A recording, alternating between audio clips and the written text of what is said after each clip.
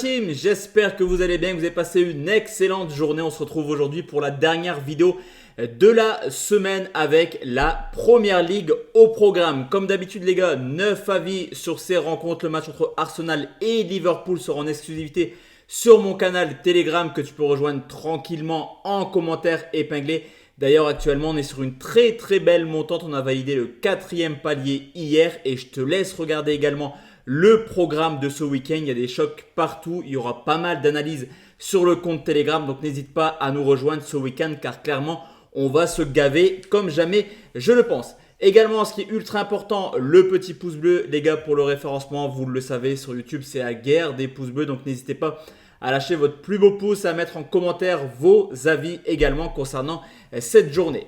On va commencer tranquillement avec Everton qui joue contre Tottenham, vainqueur contre Brentford. Tottenham a repris sa place dans le top 4 qualificative pour la Ligue des Champions. C'est vrai que c'est un début d'année 2024 plutôt honorable pour les Spurs qui viennent de prendre 7 points en 3 rencontres et surtout en marquant à 8 reprises, alors que du côté d'Everton, c'est un tout autre délire.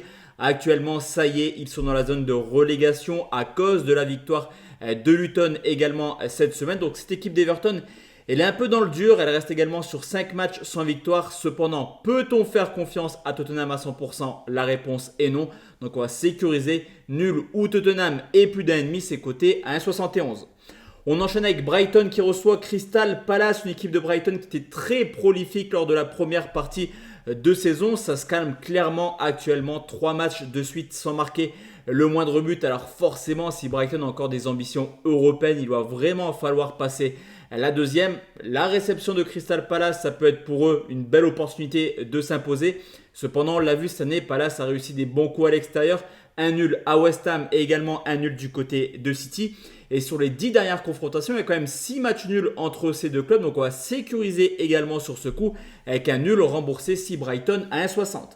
Burnley contre Fulham, à nouveau défait contre Manchester City. Burnley se dirige tout droit vers la Championship et c'est vrai que c'est assez décevant pour ce club qui avait d'ailleurs survolé sa Championship l'an passant en terminant largement premier avec plus de 100 points.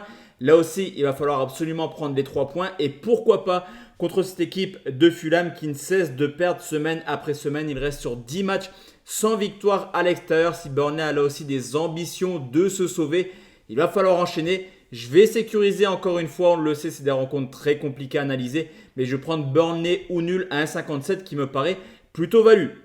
Newcastle contre Luton, complètement largué dans la course à la Ligue des Champions. Newcastle s'est imposé brillamment 3 buts à 1 du côté d'Aston Villa. Une victoire qui est plutôt positive. Mais on peut également constater encore une fois un but encaissé pour les Magpies. C'est la 5e fois de suite en Première Ligue que Newcastle encaisse au moins un but. D'ailleurs, la série avait commencé lors du match aller contre Luton, où Luton s'est imposé sur le score de 1-0. Et Luton est plutôt pas mal actuellement. Ils ont clairement un rythme d'Européen, 10 points pris sur les 5 dernières rencontres. Et là aussi, c'est une équipe qui est capable de marquer du but. Il reste sur 9 matchs de suite en marquant au moins une fois.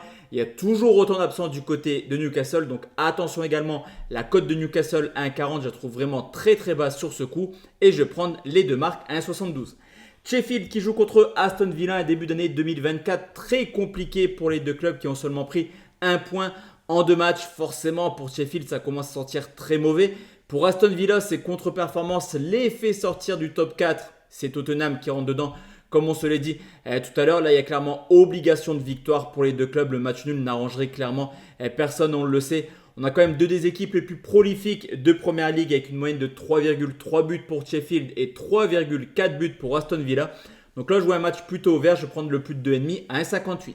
Bournemouth qui joue contre Nottingham Forest. Deux équipes qui sont tout d'abord très agréables à regarder cette année. C'est vrai que c'est deux équipes qui ont un jeu plutôt offensif. Alors, ils sont concernés quand même dans la lutte pour le match 1, mais sur le papier, au vu de ce qui est proposé depuis le début de saison, clairement, je ne mets pas forcément de soucis pour eux. Une équipe de Bournemouth qui est capable de faire des coups à domicile. On le voit depuis maintenant plusieurs semaines, voire plusieurs mois. Mais attention, ce Nottingham Forest, c'est également une équipe assez joueuse qui a marqué dans 7 de ses 11 déplacements cette année. La cote, elle n'est pas forcément value, elle est même assez basse. Mais je ne vois pas autre chose que les deux marques sur ce coup, côté à 1,56. On enchaîne avec Chelsea qui reçoit Wolverhampton humilié du côté de Liverpool sur le score de 4 buts à 1. Chelsea a sans doute dit adieu à tout rêve européen l'an prochain. C'est vrai que cette équipe elle est complètement instable. Alors vous me direz, Wolverhampton, ils sont juste à côté de Chelsea. Les deux clubs vivent sensiblement la même saison, mais forcément c'est beaucoup plus décevant pour Chelsea qui a encore mis beaucoup de millions dans le mercato estival. Une équipe de Chelsea qui à domicile a un bilan plutôt honorable, mais qui historiquement perd quand même pas mal de points à domicile contre Wolverhampton. Alors Wolverhampton ne s'est jamais imposé à Chelsea, mais sur les 5 dernières rencontres, il y a quand même 3 matchs nuls. Donc là aussi, on va sécuriser. La cote de Chelsea, elle n'est pas si haute que ça, donc je vais prendre un nul remboursé si Chelsea à 1,51.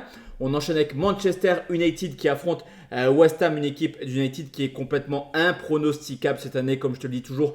Ici, c'est des avis. Je vais donner mes avis sur les 9 rencontres. Manchester, c'est une équipe que je parie rarement.